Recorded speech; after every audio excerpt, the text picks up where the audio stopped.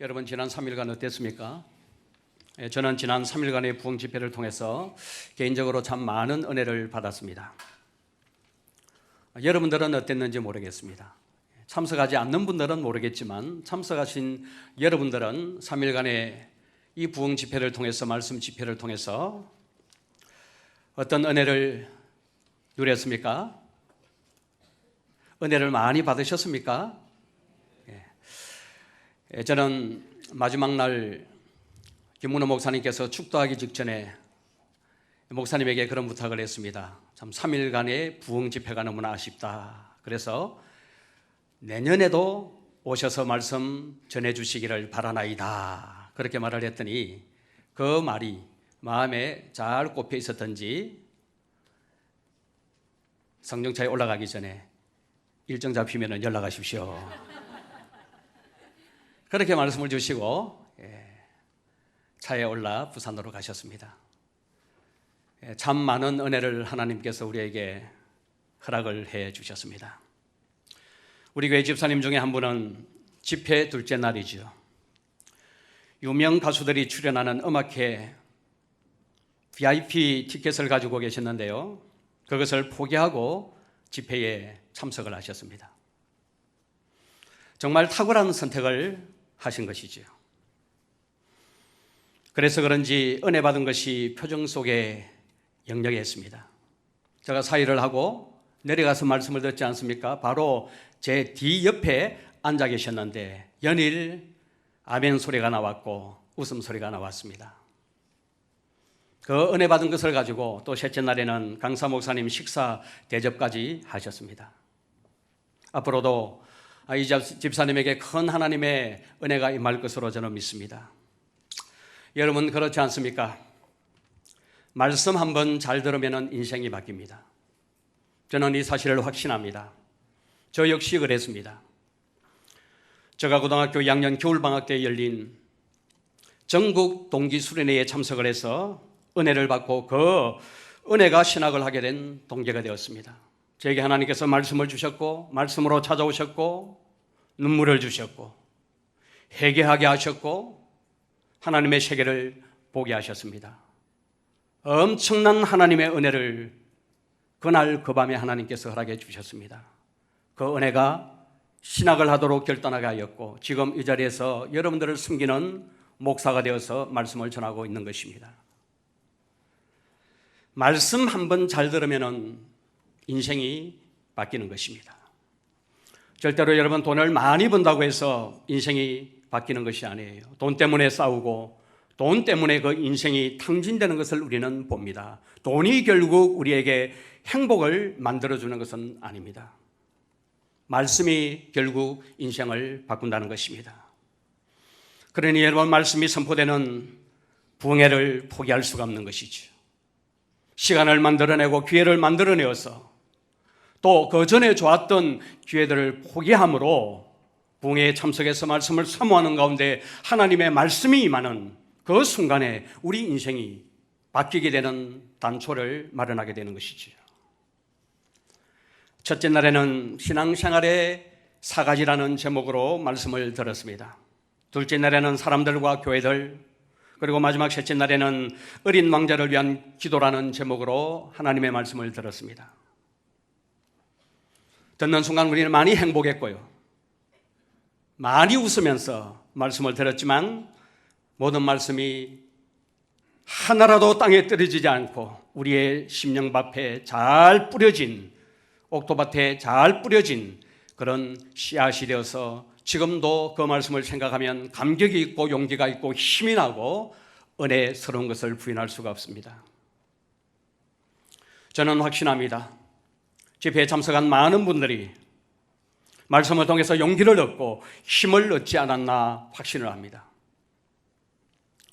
이런 은혜스러운 부흥 집회가 끝나고 나면 담임 목사에게는 기대도 있고 걱정도 있습니다.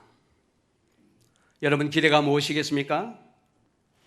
받은 은혜가 실제적인 삶의 변화로 나타나는 것입니다.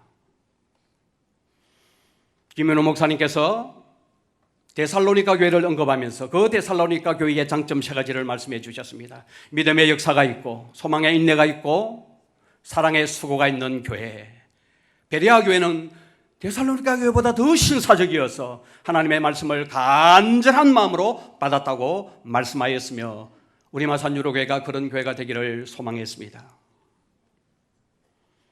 받은 은혜가 실제적인 삶의 변화로 나타나는 것을 담임 목사는 기대합니다. 정말 그렇게 되기를 기대하고 오늘 아침에도 하나님 앞에 새벽기도 설교를 하고 개인 기도를 하면서 간절히 하나님, 들은 이 말씀이 한 말씀이라도 땅에 떨어져서 없어지는, 분해되는 그런 말씀이 되지 않고 삶 속에 적용되어서 30배, 60배, 100배의 결실로 나타나는 살아있는 능력 있는 말씀이 되게 하여 주시옵소서. 그렇게 하나님 앞에 간절히 기도했습니다. 어두웠던 내면이 밝아지고요, 간절함과 열정이 회복되고요, 우리 장로님 기도하신 대로 다윗이 어린 왕자 솔로몬을 위하여 기도한 것처럼 기도로 가문을 살려내는 역사가 있는 우리 모든 성도님들 또 가정들이 되기를 기대하면서 주님의 이름으로 축원합니다. 걱정하는 것은 또 무엇일까요? 기대하는 것의 반대로 보시면 됩니다. 부흥회가 이제 다 끝났습니다. 은혜로운 부흥회였고 귀한 말씀을 받았습니다. 부흥회가 끝난 후에요, 달라진 것이 아무것도 없는 거예요. 은혜 받았는데 얼마 되지 않아서 본래 상태로 돌아가 버리는 것입니다. 이것이 제가 우려하고 있는 걱정입니다. 그렇기 때문에 여러분, 부흥회 때 받은 은혜를 잘 유지하기 위해서는 사후 관리가 중요하다는 사실입니다. 그래서 저는 오늘 삼손 이야기를 여러분들과 함께 나누어 보려고 합니다. 여기 앉아 계신 분들 가운데서는 삼손을 모르는 분은 아무도 없을 것이라고 생각을 합니다. 삼손은 이스라엘의 사사입니다. 사사란 이스라엘에 왕이 없을 때 나라를 다스렸던 사람입니다. 사사기 13장 24절과 25절 말씀을 보시면 이렇게 기록을 하고 있습니다. 그 여인이 아들을 낳음에 그의 이름을 삼손이라 하니라. 그 아이가 자라매 여호와께서 그에게 복을 주시더니 소라와 에스다올 사이 마네단에서 여호와의 영이 그를 움직이기 시작하였더라. 이렇게 말씀하고 있습니다. 여러분, 이 말씀을 보시면 삼손은 태어날 때부터 복받은 사람이에요. 성장하는 가정에서 하나님께서 그에게 복을 허락하여 주셨다고 말씀하고 있습니다. 하나님의 영이 그를 움직였다고 말씀하고 있습니다. 삼손 당시 이스라엘을 굉장히 괴롭혔던 한 나라가 있었는데 그 나라가 바로 블레셋입니다. 이 블레셋이라는 나라가 있었는데요, 이 삼손 때문에 어떻게 할 수가 없었습니다. 그만큼 삼손은 하나님의 손에 붙들려서 귀하게 쓰임을 받은 하나님의 사사요 하나님의 사람이었습니다. 하루는 블레셋 사람들이 삼손을 잡으러 온 적이 있었습니다. 오늘 본문에 나오죠. 삼손은 너희들 좋을만 할 때 가라고 그렇게 말을 했습니다. 까불면 죽는다고 말했습니다. 그런데 삼손 말 안 듣고요, 삼손과 싸우다가 삼손에게 혼쭐이 나게 됩니다. 삼손에게 갑자기 하나님의 영이 임했는데요, 바로 옆에 낙이 특배 하나가 있는 거예요. 그 낙이 특배 하나를 손에 쥐고요, 블레셋 군사 1000명을 쳐서 죽여버립니다. 그래서 그곳 이름을 라맛 레이라고 그렇게 말을 하지요. 이것을 우리 한국말로 번역을 하면 특배의 산이라는 말입니다. 특배에 맞아 죽은 사람을 쌓아놓은 산무더기 라맛 레이. 이렇게 여러분, 하나님의 은혜를 경험했던 사람이 누구라고요? 바로 삼손이었습니다. 성장하는 과정에서 하나님의 복이 임했고, 그가 무엇을 하려고 할 때 하나님의 성령이 그를 움직였다고 말씀할 정도로 귀하게 쓰임을 받은 사람이 바로 삼손이었다는 것입니다. 여러분, 그랬던 그였는데요, 오늘 이 본문의 말씀에 보면은 그가 얼마 가지 않아 변질이 되어버립니다. 이런 삼손의 모습이 사사기 16장 1절 말씀에 고스란히 나타나 있는 것을 보게 돼요. 자, 16장 1절 말씀을 보시면 이런 말씀이 나옵니다. 삼손이 가사에 가서 거기서 한 기생을 보고 그에게로 들어갔더니라고 기록을 하고 있습니다. 여러분, 여기서 말하는 기생은 히브리어 원문 성경으로 보면은 매춘부예요. 창녀라는 말이지요. 가사라는 것은 블레셋의 최남단에 있는 제법 큰 도시인데요. 매춘부와 잠자리를 하기 위해서 그가 살고 있는 곳이 어디입니까? 소라라는 곳에 살고 있거든요. 소라에서 이곳까지는, 가사까지는 약 60km 정도가 됩니다. 60km를 달려서 매춘부에게로 들어간 것입니다. 여러분, 얼마 전에 놀라운 하나님의 은혜를 경험했잖아요. 나귀뼈 하나를 가지고요 1,000명을 죽였습니다. 하나님의 성령이 임해서요. 그런데 여러분, 얼마 지났을까요? 매춘부를 찾아갔어요. 구별된 자인 나실인으로서는 해서는 안 되는 짓을 하고 있는 것을 보게 됩니다. 여러분, 오늘 이 본문의 말씀을 보시면서 뭐가 느껴지십니까?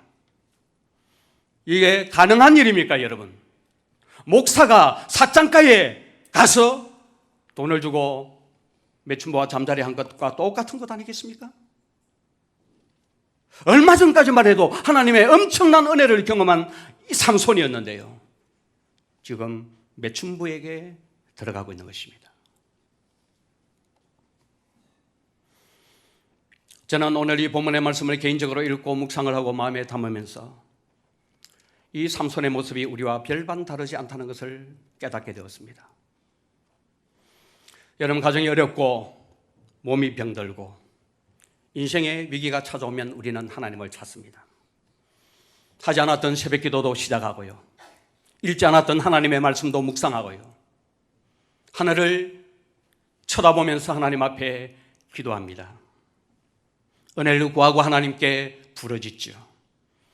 하나님, 이런 나를 불쌍히 여겨주시고 은혜를 주신다면 한평생 주님만을 위해서 살겠습니다. 한평생 주님을 전가하면서 살겠습니다. 이렇게 고백을 합니다. 그런데 여러분, 하나님의 은혜 주셔서 가정이 회복되고 병이 낫고 인생의 위기가 지나고 나면 어떻게 됩니까?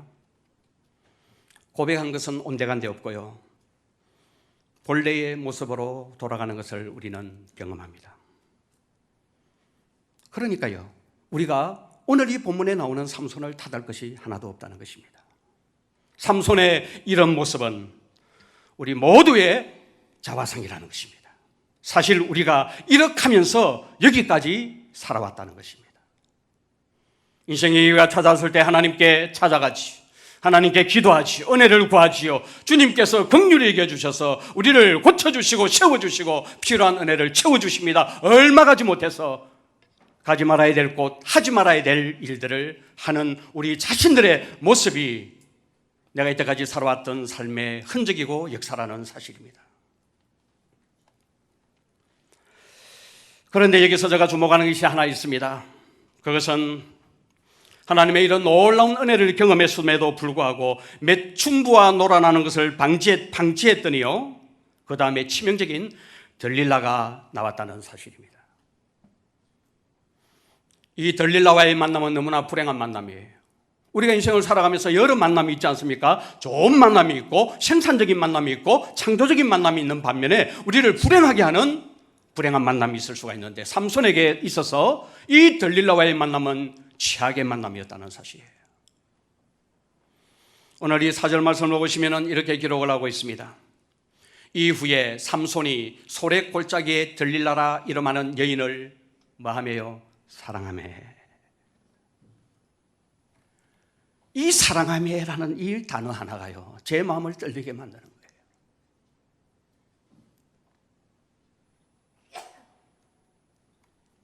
여러분, 나중에 이 들릴라가 삼손의 인생을 다 망쳐놓습니다. 이 들릴라라는 여인 때문에요, 두 눈이 뽑히게 되고요, 옥에서 맷돌을 돌리는 신세로 전락하게 되고요, 결국은 젊은 나이에 삼손은 죽게 됩니다. 인생을 완전히 무너지게 하고 망하게 한 존재인 것이죠. 저는 삼손의 이런 모습을 보면서 두 가지를 묵상해 보았습니다. 첫째는 이것입니다. 하나님이 베푸신 은혜를 우리의 삶 속에서 유지하지 않으면 영락없이 사단의 공격을 받는다는 사실을 깨닫게 되는 거예요. 여러분, 공격할 때 어떻게 공격을 합니까? 더 세게, 더 강도 높게 공격을 해요. 처음에는 매춘부였는데요, 그 다음에는요, 나의 인생을 완전히 무너뜨려버리는 들릴라로 공격해서 완전히 그 인생을 끝장내어 버리더라는 사실입니다. 근본봉해를 통해서 여러분 은혜 받으셨습니까? 깨달음이 있었습니까? 마음에 찔림이 있었습니까? 어떻게 살아야 될지 방향이 정해졌습니까? 그렇다면 우리가 해야 될 일이 있습니다. 집중해서 기도하고, 집중해서 하나님 사랑하고, 집중해서 사명의 길로 가야 합니다. 그렇지 않으면요, 일상의 삶 속에서요, 매춘부가 왔다 갔다 하고요, 내 인생을 무너지게 만드는 들릴라가 나올 수 있다는 사실을 여러분들이 인지하셔야 된다는 것입니다. 희한하게도요, 하나님의 기적을 경험하고 은혜 받고 나면 평소에 보이지 않았던 미끼가 보여지기 시작을 합니다. 그렇기 때문에 여러분, 은혜 받고 나면 몸과 마음을 조심하셔야 합니다. 은혜를 많이 받은 사람이면 많이 받은 사람일수록 몸과 마음을 더 조심해야 합니다. 부부지간에는 싸움이 없도록 해야 합니다. 부부지간에는 다툼이 없도록 해야 되고요. 남자 성도들은 여자 조심해야 되고요. 여자 성도님들은 입 조심하고 애들한테 짜증내고 신경질 내는 것 조심해야 합니다. 여러분, 이것이 따지고 보면 다 사탄이 주는 미끼라니까요. 사단은 우리가 은혜 받는 것을 견디지 못해야 합니다.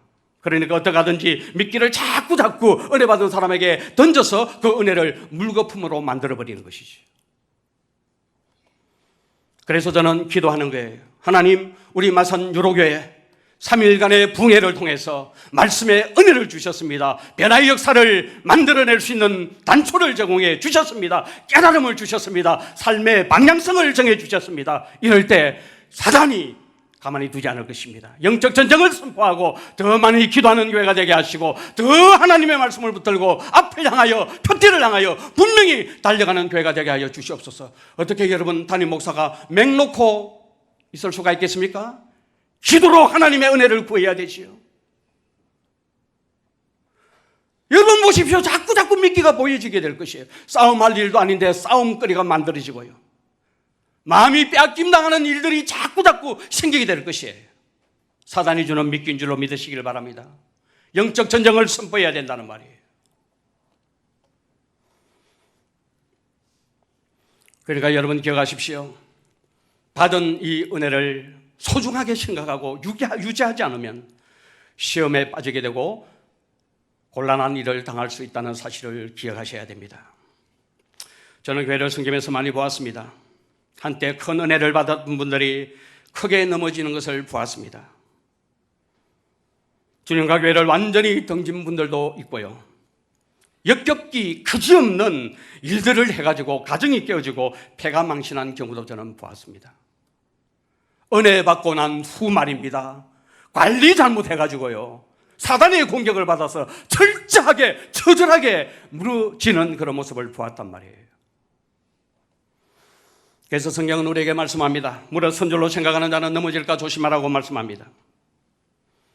우리가 은혜 받기 위해서 기도하고 주님의 뜻을 구하며 살아야 하지만, 은혜 받고 난 뒤에는 더 많이 기도하고 더 간절한 마음으로 하나님의 말씀을 사모하고 더 열심히 예배자로서 성공적인 삶을 살아내지 못하면 그 은혜 받은 것이 오히려 우리에게 화가 될 수 있다는 사실을 기억하시기를 바랍니다. 둘째는 이것입니다. 한 번의 은혜가 평생을 담보할 수가 없다는 것입니다. 여러분이 삼손은 은혜의 대명사예요. 주의 성령이 임한 사람입니다. 나귀 덕배 하나로서 블레셋 군사 1000명을 죽인 사람이고, 하나님 앞에 부르짖어 기도했을 때 하나님께서 우묵한 곳을 터뜨려가지고 샘을 내게 했던 사람이 바로 삼손입니다. 불행하게도 여러분, 그런 그가 몰락을 했습니다. 가장 비참한 모습으로요, 두 눈이 뽑히고요, 옥에서 맷돌을 돌리는 신세가 되고요, 앞으로 일을 더 많이 할 수 있는 나이임에도 불구하고 젊은 나이에 죽음을 맞이하게 됩니다. 한 번 은혜 받은 걸 가지고 여러분 평생을 우려먹을 수가 없습니다. 매일의 은혜가 우리에게 필요합니다. 하나님께서 광야 이스라엘 백성들에게 매일 만나를 거두도록 하셨습니다. 여러분 생각해 보십시오. 하나님도 피곤한 일 아닙니까? 매일 하늘에서 만나를 뿌려야 되니까요. 얼마나 피곤합니까? 백성들도 피곤해요. 매일 나가서 그 만나를 거두어야 되니까요. 우리 생각에는 한 달 몫을 그냥 위에서 쏟아부어주고 한 달분을 거두어가지고 저장하고 먹으면 얼마나 좋습니까? 그런데 하나님은 그렇게 하지 않았습니다. 매일 만나를 뿌려주셨고 매일 이스라엘 백성들은 광야로 나가서 만나를 거두게 하셨습니다. 매일의 은혜가 필요하다는 말씀이에요. 만나를 거둘 때마다 그들은 하나님을 만나는 거예요. 이건 우연히 떨어지는 것이 아니다. 하나님이 주신 거야. 하나님을 생각하고 하나님께 감사하고 하나님을 만나를 주우면서 만나를 먹으면서 하나님을 찬양하는 것이지요. 매일 예배자로 세우는 것이지요. 매일 은혜가 떨어지면 안 된다는 거예요. 한 번의 은혜 가지고는 안 된다는 거예요. 그래서 매일 하나님을 묵상하고 하나님께 감사하고 하나님을 노래하고 하나님을 찬양하는 매일의 예배자로 세우기를 위한 하나님의 의도하심이 매일 백성들에게 만나를 먹이는 것을 통해서 나타났다는 사실입니다. 근본 부흥회를 통해서 은혜를 세게 받은 분들이 여기 분명히 있을 것입니다. 이제는 여러분 매일의 은혜로 나가셔야 됩니다. 우리 매일 성경하고 있잖아요. 매일 성경하시고요. 매일 기도하시고 매일 예배자로 사셔야 됩니다. 제가 최근 살이 좀 올랐습니다. 그렇게 보입니까? 잘 안 보이죠? 이유를 분석해 보았더니요. 제가 매일 새벽기도 마치고 집에 돌아가면 6시 한 40분쯤 됩니다. 그러면 집에 올라가서 트레이닝복으로 옷을 갈아입고 제가 살고 있는 이 고롱아파트 2단지 한 바퀴 돌면 15분 걸려요. 한 3바퀴 정도 돌아요. 원래 그렇게 했습니다. 저녁에도 역시 마찬가지입니다. 저녁 식사를 하고 한 8시, 9시쯤 되면 또 나가서 그렇게 도는 것을 반복해서 매일 해왔었습니다. 그런데 그걸 소홀히 했습니다. 특별히 잘 먹고 많이 먹지 않았습니다. 그런데 배가 나오는 거예요. 여러분 속지 마십시오. 배는 절대 인격이 아닙니다. 배가 인격이라고 해서 자꾸 내밀면 안 돼요. 살을 빼야 합니다. 왜냐하면 하나님은 사람을 들어서 사용하기 때문에 우리는 살을 빼야 된단 말이에요. 몸이 무거우면 뚱뚱하면 하나님의 쓰시기에 합당하지 않습니다. 들려고 하는데 안 들리는 거예요. 매일의 은혜가 우리에게 필요한 것입니다. 매일의 은혜를 구하셔야 합니다. 영적인 헛배가 나오지 않도록 하기 위해서는 매일 기도하고 매일 성경 가지고 매일 묵상하고 매일 예배자로 살아가야 된다는 거예요. 절대로 여러분 한번 세게 받은 은혜 가지고 평생을 우려먹을 수가 없다. 매일의 은혜가 중요하다. 이번 부흥회를 통해서 은혜 경험한 모든 우리 성도님들은 이제 매일의 은혜로 나아가시는 은혜 있는 성도들이 다 되시기를 주님의 이름으로 축원을 드립니다. 제가 이 사사기에 나오는 삼손을 읽으면서 발견하는 마지막 한 가지가 있습니다. 그것이 무엇인가 하면은 이 삼손이요, 단 한 번도 그를 사사로 세우시고 은혜 베푸신 하나님께 마음을 드린 적이 없다는 사실입니다. 오늘 새벽에도 제가 13장부터 17장까지 계속 읽어보았습니다. 찾아보았습니다. 이런 놀라운 은혜를, 놀라운 복을 하나님으로부터 받았음에도 불구하고 단 한 번도 말입니다, 하나님 앞에 마음을 드린 적이 없었다는 것입니다. 눈을 씻고 봐도 그런 언급을 저는 발견하지 못했습니다. 삼손이 하나님을 사랑했다든지 하나님께 마음을 드렸다든지 이런 표현이 전혀 나오지 않습니다. 삼손이 블레셋 사람을 무찌르기 위해서 하나님의 능력을 구했지 않습니까? 목이 말라 죽을 것 같은 그런 상황 속에서 하나님 앞에 부르짖어 기도했더니 하나님께서 우묵한 곳을 터뜨려서 샘을 주셨지 않습니까? 그런 놀라운 은혜를 경험을 하였지만은 단 한 번도 말입니다, 하나님께 마음을 드린 적이 없었다는 것이 삼손이 몰락한 치명적인 원인이 되었다는 사실을 저는 발견했습니다. 여러분, 오히려 누구에게 마음을 줍니까? 들릴라라는 여인에게 마음을 줍니다. 들릴라가 삼손이 가지고 있는 힘의 비밀을 알아내기 위해서 온갖 교태를 부리면서 삼손에게 접근하지 않습니까? 오늘 15절과 16절 말씀을 보십시오. 이렇게 기록을 하고 있습니다. 들릴라가 삼손에게 이르되 당신의 마음이 내게 있지 아니하면서 당신이 어찌 나를 사랑한다고 하느냐. 당신이 이로써 3번이나 나를 어떻게 했다고요? 너무 빨리 넘어가 버렸다.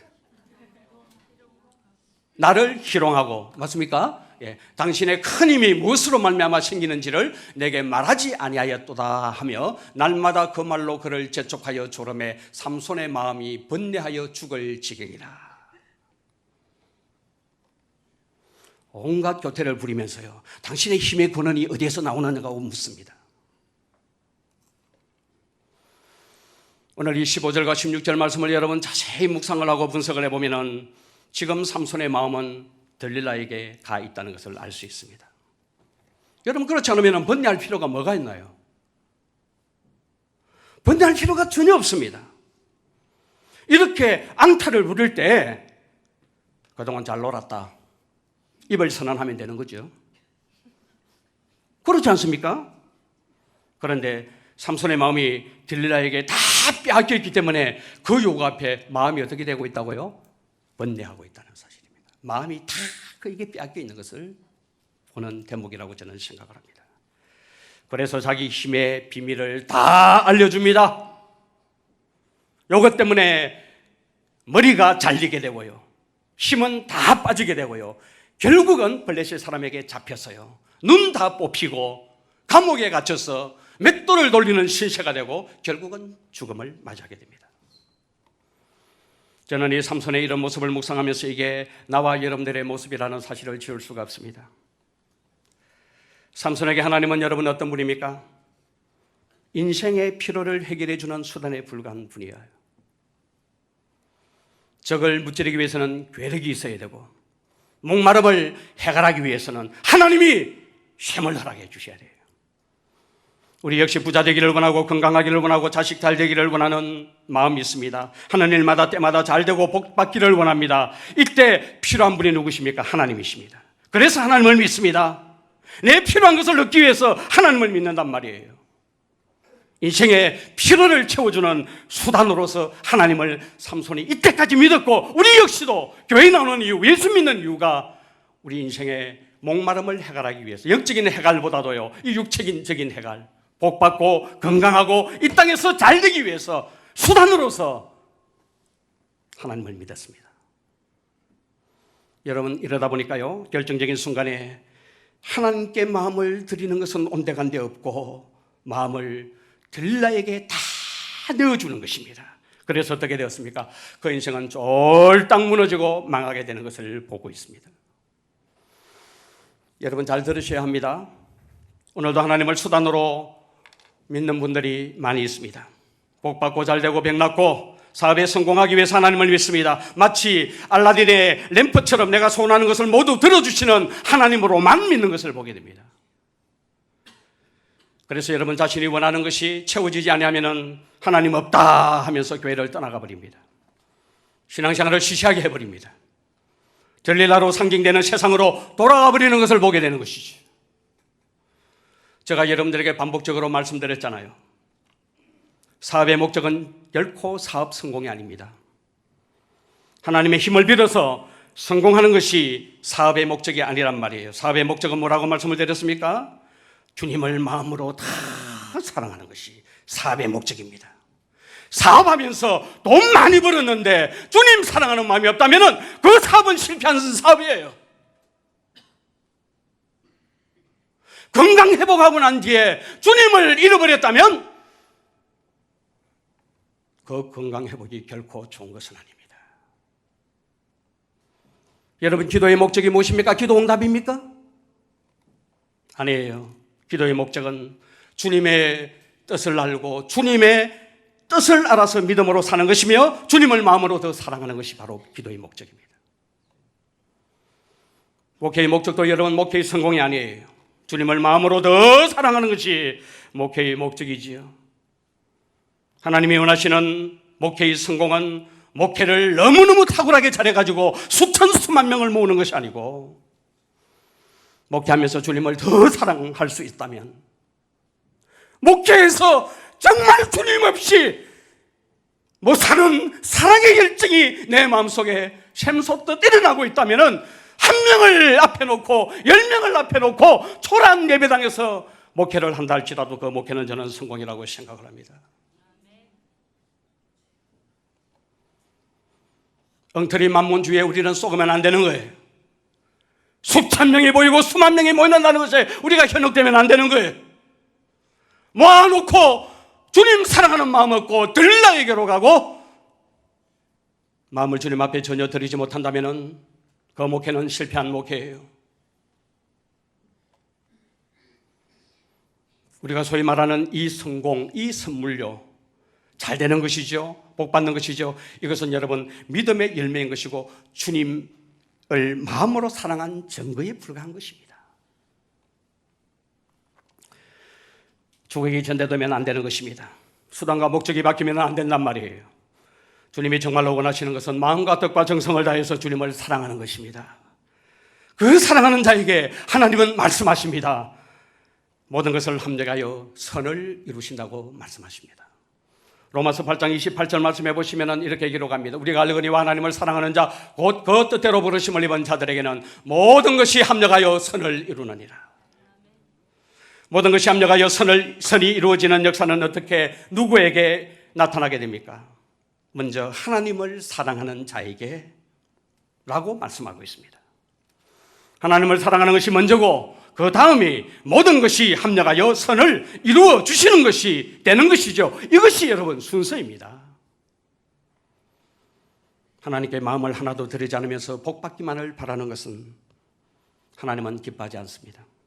하나님은 복 받기 위한 도구가 아니란 말입니다. 이렇게 여러분 신앙생활하는 사람들 나중에 다 무너지게 됩니다. 이 땅의 복도 빼앗기게 되고요, 영생의 복도 빼앗기게 됩니다. 이런 상태로 여러분 신앙생활하면 오늘 이 본문의 삼손처럼 들릴라로 상징되는 세상의 마음이 다 빼앗겨버리고 몰락가는 인생이 될 수밖에 없다는 사실을 오늘 이 말씀을 통해서 경고받으시기를 바랍니다. 오늘 21절 말씀을 보시면 이렇게 기록을 합니다. 블레셋 사람들이 그를 붙잡아 그의 눈을 빼고 끌고 가사에 내려가 놋줄로 매고 그에게 옥에서 맷돌을 돌리게 하였더라. 이렇게 말씀하고 있습니다.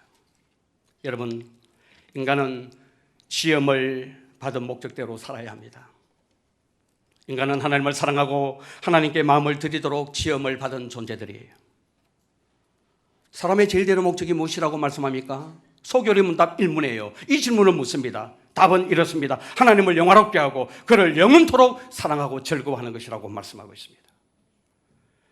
이래야 하는 인생이 하나님을 배신하고 하나님께 마음을 드리지 않고 세상의 마음이 다 빼앗기면 여러분 잘 들으셔야 합니다. 세상이 반드시 여러분들을 배신하도록 하나님은 만들어 놓으셨습니다. 돈 하고 돈 쫓아가는 사람들은 돈 때문에요. 가정 풍지박산 나고요.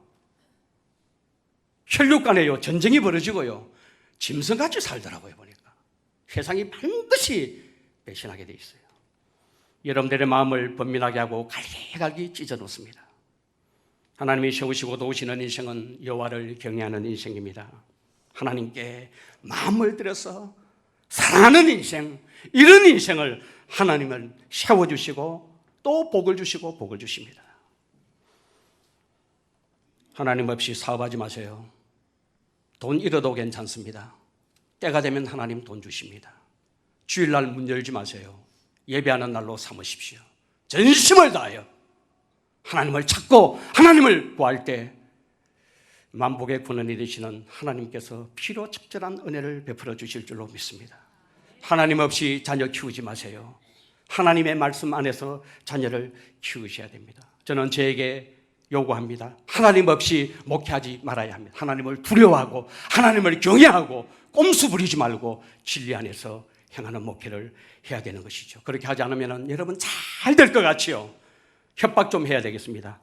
반짝 잘 될 수 있습니다. 그러나 여러분 결국은 두 눈 뽑히고요, 옥에 갇혀서 맷돌 돌리는 신세가 되고 빨리 죽게 됩니다. 여러분 신앙은 관계예요.